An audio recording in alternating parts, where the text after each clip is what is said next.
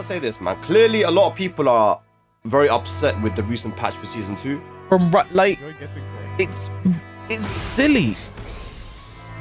You're destroying the identity of the game. You're destroying the identity of the characters. You're forcing 50-50s for blocking. Developers, and some people are even trying to get back into Tekken 7.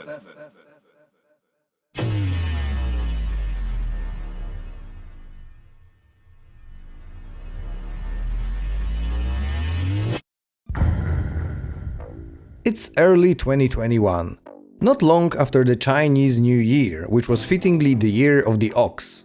What mattered more to me was that it was also the year I got temporarily kicked out of my university. My excuse? The rapidly declining mental health caused by the circumstances. So in the midst of all that, I have an unhealthy amount of free time. Naturally, I am looking for new ways to keep myself distracted. I am a big Smash Ultimate fan at the time, but there's an issue. I do not own a Switch. So, the next big idea was to dig up my old PSP and play some Tekken 5 Dark Resurrection for the PSP, let's go baby! Just like I did with my cousin at the grandparents.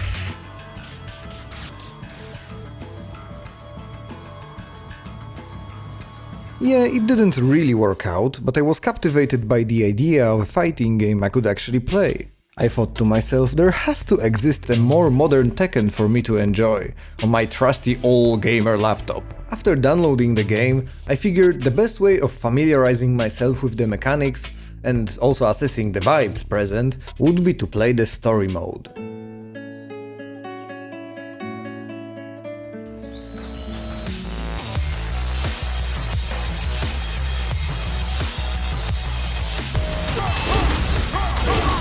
It was actually pretty dope. Alright, what's next? Ranked? No, too scary for now. Oh look, character stories. There's Asuka from when I played against my cousin, Eri, cool. Oh, Jack, I know about Jack. There's also King, there's... Oh damn, never seen that guy before. Sigue así y te acabarán matando. Well, this is fucking cool. If nothing else, Miguel Caballero Rojo strikes you immediately as cool. Where all the other Tekken characters use these serious martial arts with their serious fighting stances, he just kinda stands there, swaying from side to side nonchalantly. None of this keeping guard business, the hands hang below the belt. The first thing you might notice is his stature, how he towers over many of his opponents. And then you press a move, and you see it. Everything Miguel does, he does like he barely cares. He'll hook your shin, slap your face, he'll slap it twice, he'll kick you while his arms flay loosely behind him, and all this with a carefree attitude of a dirty street brawler. Right away, I thought to myself, this is the right guy for me. It is 2022, which is the Chinese Year of the Tiger, and my gaming setup has greatly improved. I have been playing Tekken 7 a lot, and to this day it has been almost exclusively using Miguel. Around the time I finally climbed to Tekken God, there was already a lot of discussion about the potential announcement of the next Tekken. After all, it has been quite a while since the last DLC character, Lidia Sobieska. Lo and behold, on the glorious day of EVO 2022 finals, we have all witnessed this beautiful high-definition face on our screens.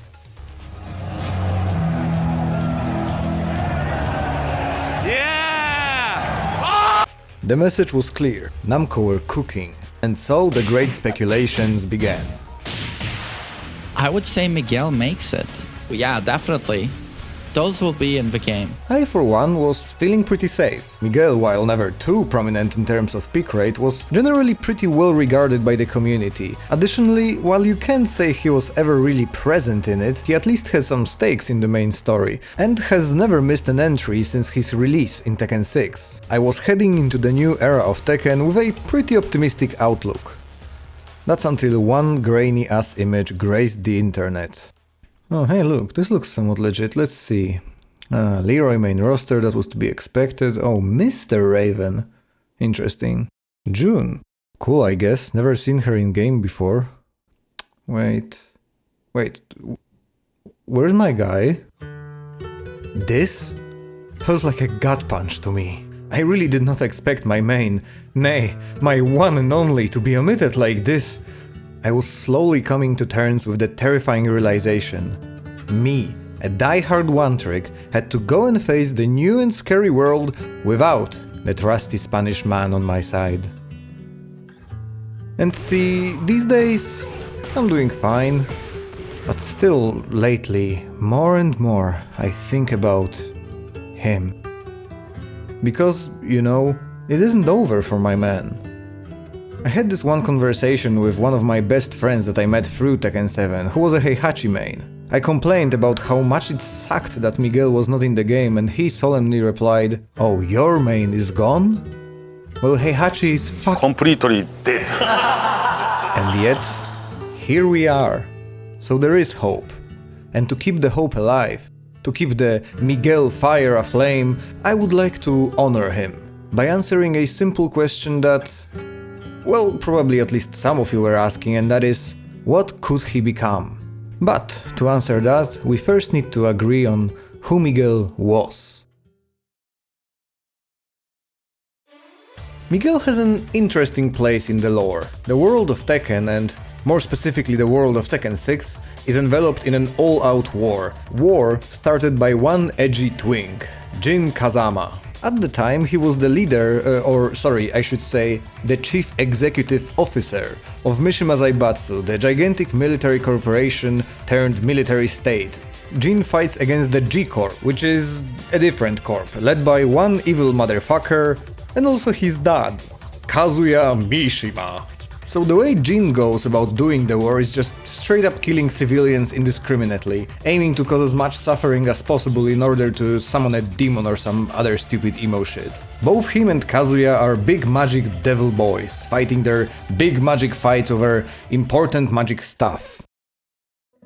And then there's Miguel, who's just a Spanish man, a matador. Indeed, that is the only occupation one might have in Spain, straight up accounts for 100% of GDP, get real.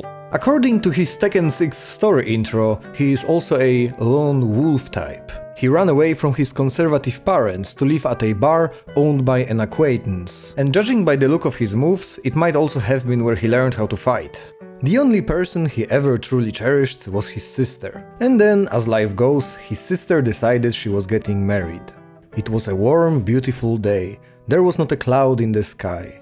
Miguel was sipping wine in his radical shades, enjoying the festivities. He even noticed some planes flying over, but figured it was a part of the celebration. And then the church, with all of the family he both loved and hated inside, was blown up before his eyes.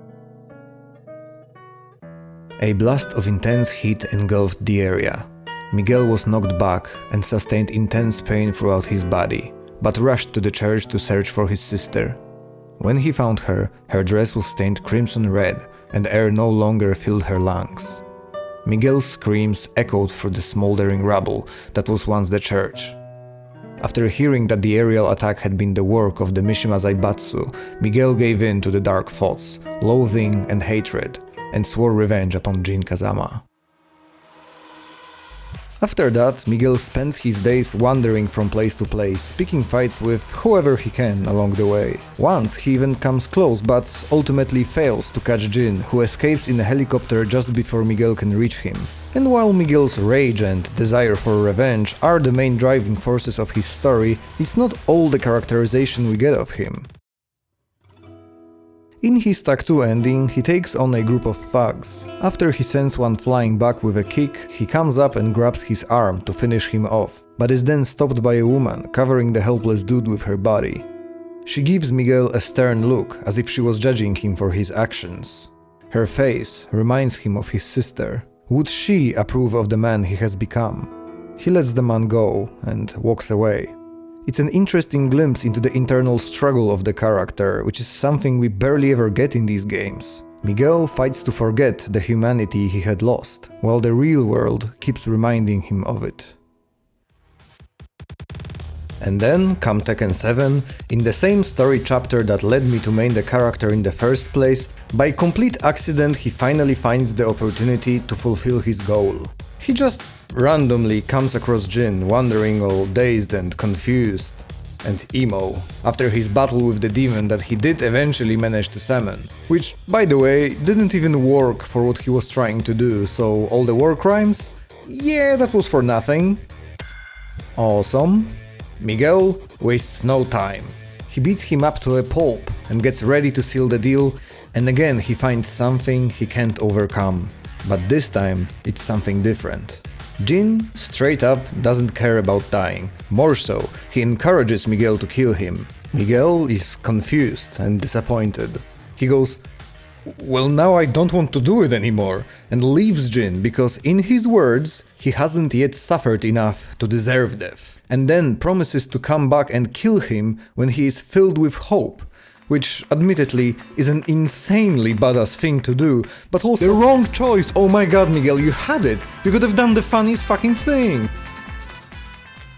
In a game series, when the non-protagonist stories go like Paul goes to the tournament and beats up Panda, and then he expects to be cheered, but instead people boo him off the stage because they liked Panda, or the gals fight over which drink is the best, but then they mix the drinks together and then the alpaca drinks that in a humorous manner. A story of a man seeking revenge on forces wildly beyond his scope, who then finds this revenge only to see it as hollow and unsatisfying, really leaves a mark, doesn't it?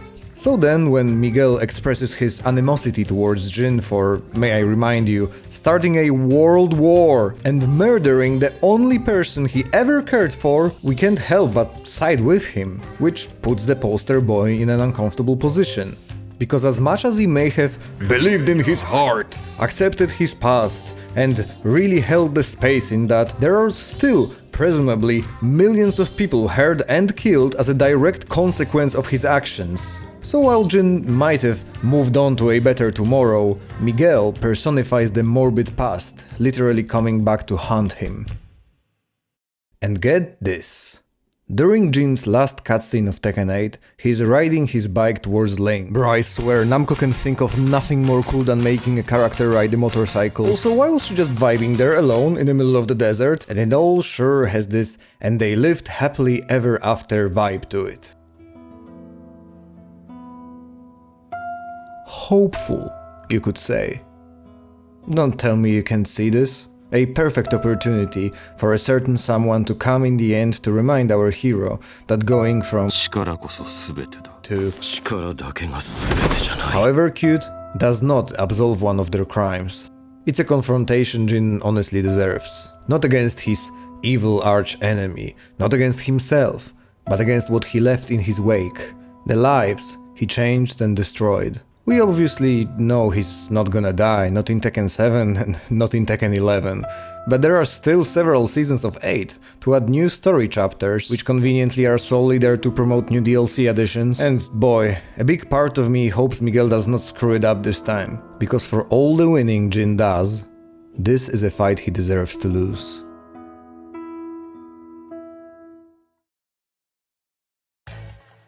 Alright, time to discuss the important thing. You know, the thing you will spend presumably hundreds of hours doing, instead of like the 5 it takes to complete any given story mode, which is, how does it feel to play Miguel? Well, it feels good. To me. See, personally, I am of the vibe-based school of choosing a main, very brave, I know. What does it for me is the attitude of the character, and also how satisfying it is to land a hit. Miguel has both. He combines this really laid-back, charismatic animation style with some high-impact moves that make your brain go, oof. No, really, let's focus back on his animations for a moment. Look at how each move oozes personality. To better illustrate this, let's compare Tekken's headbutts. For example, Armor King's throw displays bestial determination, while Heihachi goes for pure focused strength, and Feng's compactness and strict discipline marks decades of training as a martial artist. Miguel, on the other hand, just suddenly swings sideways. Look at the way he recoils and stumbles for a moment afterwards. You're not even sure if it was meant to surprise you, or did he surprise himself. He isn't just a mindless brute though. He knows he's good at fighting and has fun doing it. It is literally one of the two things that he likes, at least according to the wiki. Alas, animation, however unique or expressive, is not usually the main reason for why you spend the grueling amount of time needed to properly learn a fighting game character. What about the moves themselves? Despite his unique looks, in terms of gameplay, Miguel can be seen as an early prototype of a modern Tekken character. Pretty all-round, has a lot of these generic moves that every character should have. Like your I-13 DF1 with different extensions, your hop kick, your jab strings, you get the deal. Making up for the famously unimpressive arm length, he usually controls space with these dogs, who provide convincing threats at mid-range. His playstyle has been accurately described as a rushdown poke hybrid. Speaking of dogs, you could say he's got that dog in him, and by that I mean he will use his excellent movement to circle around you, free the game by the way, gnawing at your ankles with relatively low-risk bites that won't kill you, but will hurt enough to force you to make your move, lest you risk bleeding out. And then, again and again, he'll give you this look. But be careful, getting frustrated and exposing yourself with a careless move is just what the hungry Miguel is waiting for. And that's because he's armed with some formidable counter-hit tools, notably the back one, which, while pretty tiny, at 11 frames is among the fastest move of its archetype, the safe high counter-hit launcher that Tekken 7 is so ripe with. All of this is decent, good even, sure. But you know what else does Namco like giving new and apparently old characters alike? Let's say it together, a mix-up stance. But hear me out, this one is actually cool. Savage even. It's the Savage stance. And in this stance is where Miguel's fangs shine the brightest, since through this stance is how Miguel gains access to most of his threatening, juicy, high impact and big reward moves. While we're here, we need to discuss Tekken's approach to stances in general, in order to see how Miguel's stands out. You see, stances usually go like this.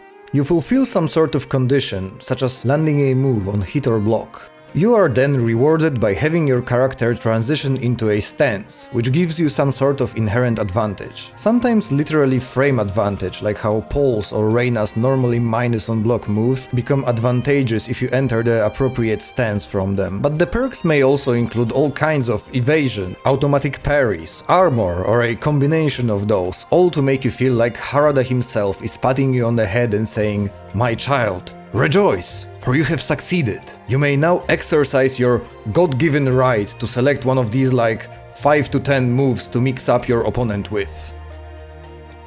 And Savage stance is indeed often used for the mix, but it's also so much more. There are two ways to enter the stance. Either using one of the many moves that have the transition property and then holding forward, which gets you stanced up instantaneously, or by manually pressing both the leg buttons, which takes 8 frames of vulnerability, after which you are keeping your standing guard again, even if you don't really look like it.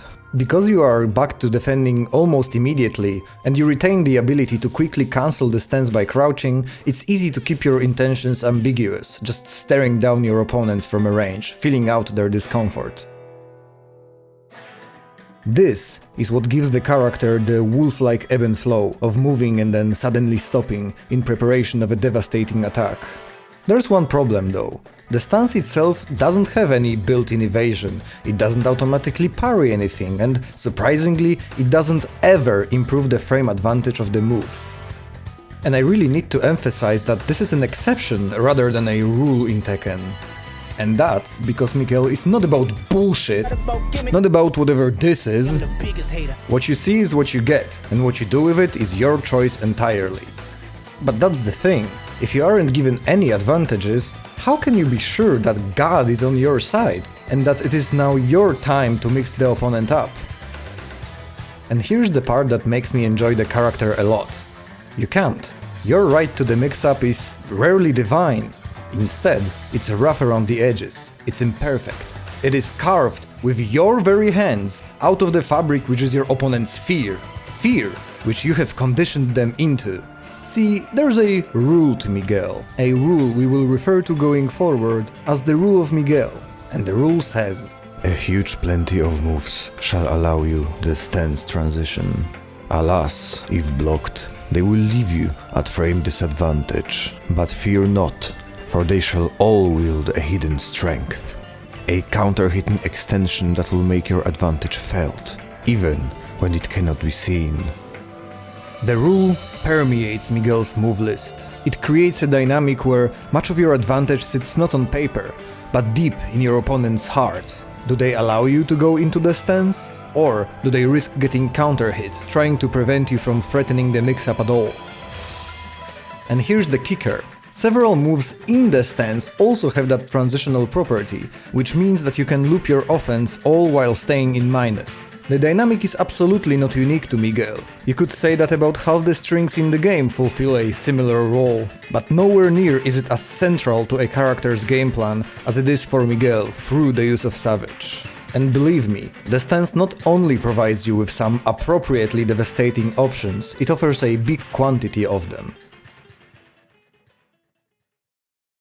One of my early parasocial Miguel teachers, the notorious Frame Whisperer, pictured here playing against the Heihachi main friend I mentioned a while back, piloting vanilla Tekken 8 Dragunov. What a fucking born bitch.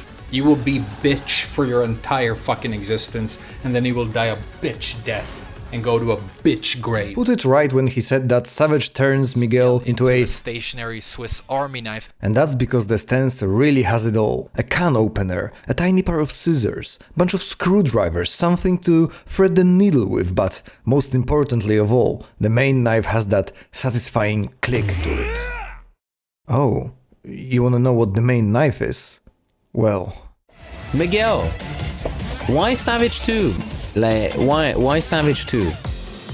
There are several big moves in the Savage stance, but without doubt the biggest of them all is Savage 2. At only 16 frames startup, it is the pure expression of the Spanish man's rage. It boasts huge range, surprisingly good tracking, and most of all, it hits like a truck! All while remaining safe, -9. Not only does it wall splat for one of the meatiest combos Miguel has, hitting the opponent even in a general vicinity of the wall allows for a guaranteed follow-up. Savage 2 alone is a good reason to go into the stance. It even likes to crush jabs as a hobby, but for a real pro, you have to look at its quirky cousin, Savage Up Forward 3. As an E, it cannot be parried by most characters, and as for one of the very last big Tekken 7 balance patches, it has become an insanely damaging counter-hit launcher. Then there's Savage 4. This homing high ore of a move scoops up opponents from afar, allowing a guaranteed follow-up on normal hit and, of course, launching on counter. I-15 is already pretty fast for this kind of attack, and it only gets better when you realize it's neutral on block, which perfectly sets up the aforementioned back one. But man, launching on counter hit is hard, needing to read your opponent's timing and all. What if you just want to launch them, high up in the air, maybe from a football field's range while we're at it? Here's where Savage DF2 comes into play. The move serves as your slower, bigger whiff punish out of the stance. While it is very unsafe, the huge pushback means that often the opponent has to use a punisher with the range and not necessarily the one with the highest damage. But what if you don't want to go big? Well, the stance has you covered. It gives you a lot of small pokes that are not only fast, but also make use of the rule of Miguel. The fastest among them is the humble slap of Savage 1, which functions kind of as a Savage jab. At 12 frames it's slower than any actual jab, but it has something no actual jab does. A set of deadly natural extensions, one of which bears a mechanic some of you might not even recognize. The feared wall bounce, which would send opponents backwards until they met a wall, and then, as you might have guessed, bounce them back into a sizable combo. All this contained within a 12 frame, for all intents and purposes safe, high mid sequence. Should you not want to do the mid or the high extension, you can go, you guessed it, back into Savage, all while at neutral frames. Continuing with the trend of devious slaps, there's Savage Back 1. This one is a 14 frames fast, homing mid option with, oh look, a Savage transition? Or what's that? A counter hit launching mid extension attached to it? Or consider Savage 3, an I-15 knee that goes back into the stance, but also it has a hit confirmable high, but also when that high counter hits, you get the drill. All these dangerous attacks might make your enemy just want to stand there and block. Here's where you present the other side of the Savage coin, which are the lows. notably Miguel's version of Brian's hatchet kick, a name that feels even more fitting here, seeing how it's one of the moves that will most often allow you to go right back into the stance with a spooky scary +4 frame advantage. And do it again. And again. You simply can't ignore it. It's also great for hitting opponents on the ground, regardless of the angle, and has a counter hit knockdown that, depending on the situation and your execution, can lead into a mini combo with murderous damage. The other stance low might be one of my favorites in terms of the animation. Just look at him literally walking you down. It is faster and even more damaging than the hatchet, but in turn more punishable and importantly does not give you frame advantage on hit. It also, as you might at this point expect, allows you to go back into the stance. But wait, it has no further extensions, it's -2 on hit, and Miguel's fastest move from the stance starts at 12 frames. Engaging with some simple math tells us that any move done by your opponent up to 13 frames will always beat anything you press, and you do have faster attacks outside of the stance. Why would you choose to go into it then? Well, when I said that your advantage is purely mental, I admit it was a bit of a stretch. While it's true that the stance itself has no special properties, it's very powerful because it is equipped with some nasty turn theft tricks, allowing you to scrap your way out of a disadvantage. I mentioned some moves having evasive properties, but that's not all. Savage Stance had this funky looking safe power crush high, before safe power crush highs were all the rage with the cool kids. It also has a punch parry that, if successful, gives you a full launch and, worse yet, allows your opponent to hear this. Just be careful, because anything other than a punch will make you look silly in hindsight for failing the setup. And that's the thing, since all of these moves are locked behind the stance, they can only ever work as setups in the first place, and won't bail you out from your opponent's pressure. And so the character usually works by poking while threatening counter hits to build momentum. To first enter the stance, Miguel player might use one of the orthodox rule-adhering pokes, such as the Miguel Classic, the DF1, which can branch out into like 5 total different variations, some of which have a stance transition of their own. The simplest way of getting into the stance with actual frame advantage is by correctly applying your I11 and I12 punishes, or by using the two heretical moves that don't follow the rule but are instead simply plus on block while still giving a transition. And then there's down back 3. While unassuming, this non-stance attack might actually take the cake as Miguel's best low poke. It dishes out only about half the damage of its older brother, the hatchet, but gives you the same solid +4 into the stance. It's safer on block and can sometimes shift your hurtbox in unexpected ways. And that's still not everything. While being a low, it also follows the rule of Miguel because it also has an extension. The extension's properties are not great, but it's still a very unique thing to have on a move already this good, and works wonders at catching your opponents off guard. Get too close to the wall. Oh, double low. Oh my goodness. Double lows. They're the most tricky ones when you think you're good to go. Or like a low and stuff. Now, if you can believe it, as a whole Tekken character, Miguel has a long list of moves, and not all are related to his stance. The one that has my favorite name out of the bunch has to be the Root Charge, which launches Miguel forward like a bullet bill from Mario, enabling you to catch opponents who expected to be out of your danger zone. Fulfilling a similar role, but much faster, FF21 and FF22 are burst gap closing options that offer a high risk and high reward, while also serving as very nice combo enders, providing damage or wall carry respectively. The biggest asshole move in his arsenal is arguably back 4, a wall bouncing power crush that somehow got away with being only -14, and his fast counter hits need no introduction at this point. When it comes to throws, Miguel has the standard Tekken starter kit of 2 generic ones and a 1+2 command throw. That last one is pretty interesting, seeing as instead of knocking the opponent down, it grants plus frames and a stance transition, which, as far as I know, no other Tekken 7 character has. I always thought Miguel's style would work well with some unique command throws, but if we lay back the rule of cool for a moment, his moveset is complete enough not to require a full throw game. People used to say his rage drive was the worst in the game, which I don't really agree with, because while not that strong on block, it was a long-range I-17 launcher that also had some combo utility, and each time you used it, you could roll dexterity for some insane bullshit evasion. And yeah, the hop kick. It's good. And how well the hop kick is placed is how you tell a fresh Miguel from a bad one. And since we got to Miguel's punishment, it's generally quite strong, and at its center lies a powerful string he was given a few patches before I even started playing the game. That string is F21, which at 12 frames gives you big damage, all the frames you can eat, in the stance, wall splats, and gives you a sweet goodnight kiss on the forehead. Honestly, it's hard for me to imagine playing Miguel without it, and I have a lot of respect for everyone who did. At 14, he punishes with a brutal shove, which contributes further to my headcanon that Miguel, a true Spaniard, used to play football as a hobby. From crouch, he has a fine specimen of a wall-standing 4, the almost universal I-11 while rising move archetype. While not as good as some bespoke while rising punishers, it's still pretty nice in terms of damage and especially range. Should you want to trade those for a very advantageous savage transition, you can use his while standing 1, the cute little uppercut, which is equally fast, but for real, look, it's so tiny, man.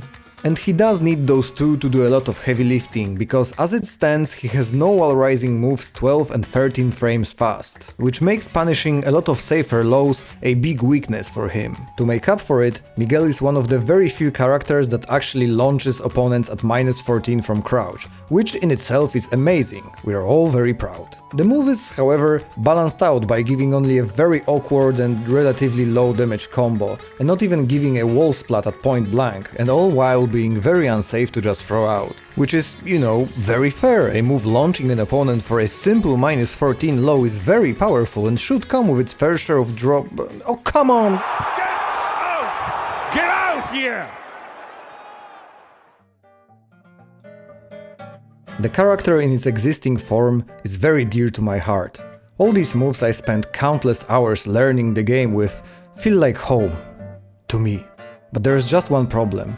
Just as Miguel's best moves are locked behind savage stance, he himself is locked within the Tekken 7 stance. I'm not so sure these days, do I miss Miguel? Or am I just nostalgic for the good old and familiar? Am I even sure that I would want Miguel back all different? All I know is that Tekken 7 will always be my first fighting game, and Miguel will always be my first ever fighting game main. And in these turbulent times, both in and outside of the games we play, it's good to have things that feel like home, to us. So, now that you're well acquainted with the character I fell in love with, the best we can do, I reckon, is to manifest him into a character we could all love, together. Except, let me level with you for a second. I actually wrote a whole other half of this script, and it contained a detailed gameplay concept for Miguel in Tekken 8. That was in January. At the time of recording, it is May 2025. The Chinese Year of the Snake. Season 2 is out, my setup looks sick as fuck, but there is a real possibility of Miguel coming out before I finish the whole thing, which would make any of my theorizing obsolete. And don't get me wrong, I am going to finish it, and probably faster this time, but I still didn't want my first project ever to take more time than it already did. So if you liked it, hey, thanks, I liked it too, feel free to support me in any way that's convenient to you. And that includes any tips or feedback for my writing, recording and editing. I'm genuinely curious to hear back from people with more experience than me. But I do need a short break to get the rest of my life in order, so see you soon.